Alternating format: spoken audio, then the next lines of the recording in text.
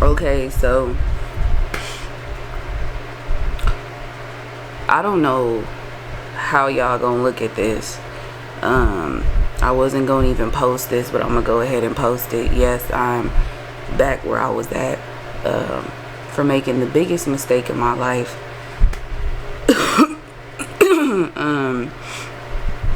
I'm embarrassed right now. I don't even know what I want to call this.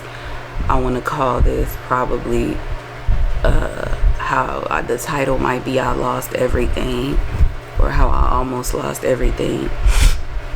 You know, risking my life to go all the way to another state. And I'm gonna tell y'all the story from the beginning and how I met this person. I've been talking to this person for almost 2 years. I met her last year. So I say 2 years because a year almost gone with 2022. So almost. But a year and a half. We never met each other. No. We were supposed to meet each other in the process of when we were dating at one point. We didn't end up meeting each other because the whole excuse was she had to, you know, she was out here. She came out here to see her family in Utah and stuff like that. And we was supposed to meet, but we never did. And I went to LA and she was supposed to drive down to come and get me, and she never did. So it was a lot. And in the beginning, I didn't, you know, it was cool. Like we was cool with each other. But this is where my downfall happened. Ever since I met this girl, I had no intentions of wanting to be with this girl. In the beginning, I didn't really see it like that. Over time, I did start to see it in that way because I was like, damn, you know, she seemed like a cool person. But this was right after I got out of mental hospital, a mental institution. My mind was already messed up. So we ended up supposedly being together. I don't even think that was real. I just think the whole thing was a facade. I believe everything was fake. I don't believe her love for me was true. I don't believe she cared for me the way she said she did. But when I did tell her, you know, when she started to go through her downfalls and spirals, I would help her, and I would, you know, do stuff for her, buy her stuff, send her money, and, you know, I was doing a lot. And this particular situation was a lot different because I invested in a place where my name wasn't on it. I invested in a place where the evidence of, you know, the receipts, she didn't want to give me no type of evidence of how much the rent was. She didn't want to give me nothing. It was just more so of, okay, I have this place, I got approved for it in Texas, and this is what we can do, and I want you to come along. Now, she told me, you know, beforehand, because after we had broke up, which was last year, she had broke up with me. She told me that we didn't talk to each other for a while. I tried to keep reaching out to see if she was okay. I still helped her out going through her situation when she, you know, didn't have food or nothing like that. I would send her money too. And, you know, I was doing this for a while. Then we got back on good terms, and then, you know, she brought up she wanted me to come and, you know, stay with her, and we never met. And I wasn't really thinking. I was just thinking like it could just be a jump, you know, like a risk. Take a risk, you know, even if it may put you back, you know, a setback, whatever it is. And, you know, I wanted to work on the relationship with her, but she didn't want to be with me. At the beginning, she did. She wanted to work on the relationship, but then she felt like I was more clinging to her. And I'm not gonna lie, I was. I don't know why. I guess I was just in love with this story of what it could have been rather than actually seeing it for what it was. And I messed up and hold myself accountable because I was being so codependent and so fixated on trying to be with this girl when really I should have just been focusing on myself and doing what I needed to do on my end and building that, building boundaries, setting boundaries, and really building a foundation for myself instead of having to, seem like I wanted to depend on somebody else.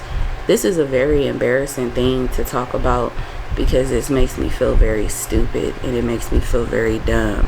And you can't tell me that, I'm allowed to feel how I want to feel, because right now the feelings that are going through my body are just so confused because I invested a lot into the place and I invested into nothing pretty much.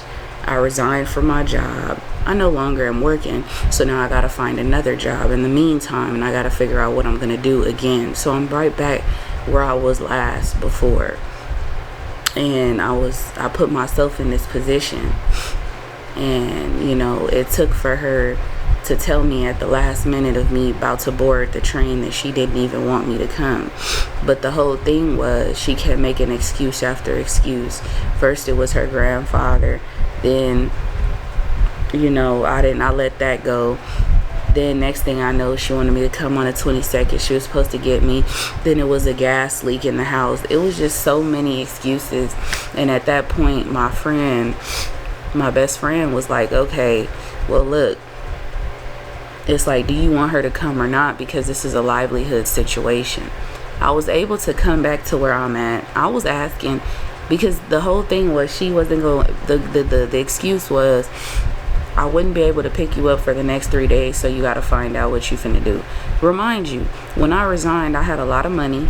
I was good, but I ended up giving her half of some of the money to get the beds. Far as like, I bought her a bed and I bought myself a bed, and it was going to be shipped out there. And then I also gave her some money to put food in her house. So I was giving her money, and I've been giving her money for a very long time, and I can only blame myself because I put myself in this situation. So I can't really be too much upset with her. I can only be upset with myself because last night I had to see it for myself. I had to see that this was only based off of the conditions of what she wanted and if it was only benefiting her. And I started to see that when every time I would say no, or if there was something that I didn't do for her, she would feel some type of way. And he kept getting closer to the date of me coming, and I guess she didn't think that I would do all this, to drop this, to leave my job. And I had a very good government job that I'm trying to, in the process, that was a very good job. So to leave my job, resign, and move to another state, it was like, it was a new beginning. I was excited to see the journey. I was excited to know what was in store. And then that's when she just, changed her mind. And ever since last night, the feeling that I had to, have a conversation with my roommate's mother. And, she told me, she asked me, what do you stand for?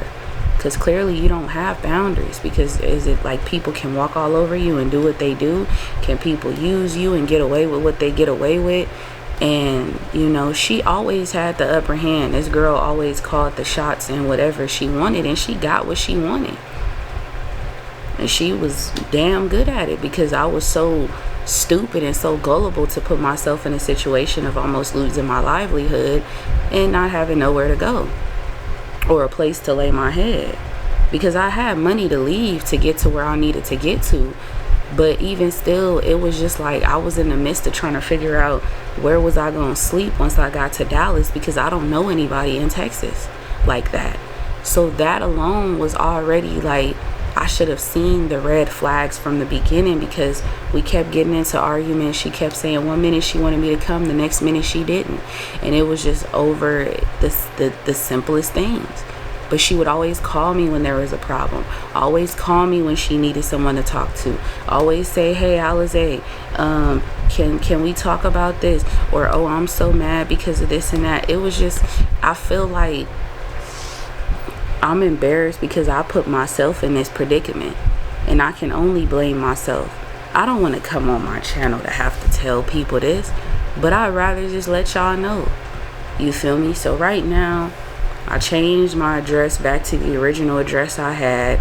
I canceled the EBT card that was in Texas. I had to go back and change some legal shit. I had to cancel that. Hopefully she'll be able to refund me the money for the beds, because the beds haven't been shipped yet, you know. And my friend had asked her about that, and you know, she's asking my friend if I'm okay, but my friend's not, you know. It's just like, what is there to really talk about?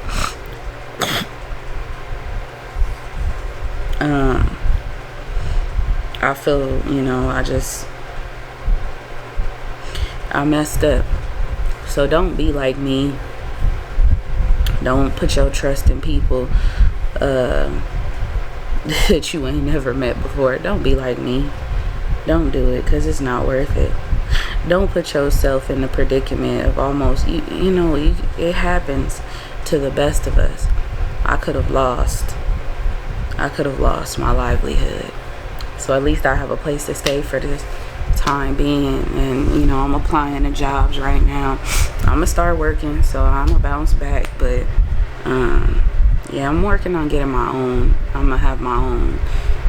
There's not gonna be a, you know, I don't know about this. This is where my mindset and where my mind is right now. It's just I'm not stable mentally. I'm not in a stable position. I'm feeling very off, but I had a lot of people warn me and tell me about this.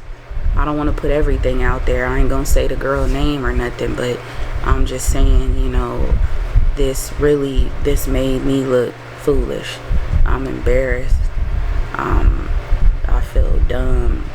I can't even look at myself right now. I can't even begin to fathom or even look in the mirror. I don't even know if I want to talk to anybody right now. I might just turn my phone off for a few days.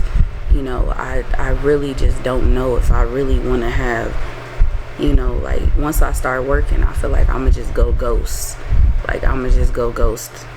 And it's not to take anything personal out or nothing like that, but this was a very, this could have really fucked me up in so many ways, and I put myself in this position, and I can't blame this person. I can only blame myself and hold myself accountable.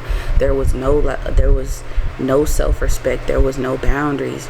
She always felt like she could talk to me any kind of way, say mean things to me, tell me things, say whatever she wanted just to get what she wanted. And when it wasn't benefiting her, it was a problem. And now, you know, it's like, it was always, I was there for her when she needed somebody, there for her when she claimed her family turned their backs on her. You know, I've listened to her. I've been there for her even when she was homeless, crying, talking about what she was going through on the phone. You know, I'm not trying to put her business out there or nothing like that. I ain't gonna, you know, but, you know, still, I was really, like, out there with it. Like, you know, I was sticking my neck out for her and doing things for her that I could have been investing and putting that time within myself. I ended up in debt, and because of this, I have a lot of bills that I gotta pay. It was like, at one point, like, it just felt like it was like almost like a fairy tale. Like, it was something that was too good to be true, and I thought she was just this amazing person. And then things just started to change, and I can only say I manifested this outcome because of the look of what I did to myself. I did it to myself, and I can only blame myself. And, you know, I can't even talk right now, you know, just it's another part to the video. Y'all will see the one I had last night when I was at the train station.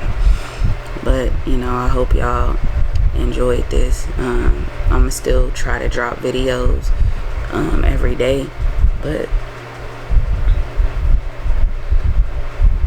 don't do what I did. Have respect for yourself. Love yourself, because this is not self-love. This is self-harm. This is, you know, terrible.